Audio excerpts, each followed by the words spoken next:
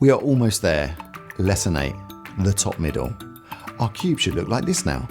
Everything is in its place, but the top middle needs moving. We are going to use one last algorithm. There's only one to learn this time. Let's get going. Position, yellow on top, sides to move, top and right. Like we found before, one side may be complete, or the whole cube could be complete.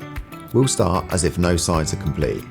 Once we do this algorithm, we get one side complete, then we do the algorithm until the whole cube is complete. I learnt this algorithm by counting, as we only move two sides, but I'll show you the proper algorithm afterwards. So first we go right, right.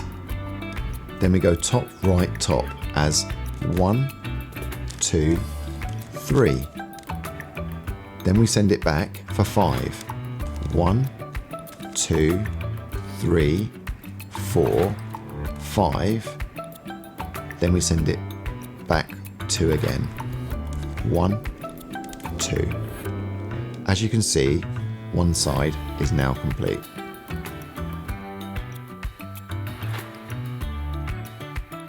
We now move the complete side to the back. And we do the same algorithm again. Right up, top clockwise, right up, top clockwise, right down, top anti-clockwise, right down, top anti-clockwise, right down, top clockwise, right down. Congratulations! How great does that feel? All the algorithms are simply listed on your guide. Head over to our website if you've not done so already and download them. I'd recommend to complete it every day.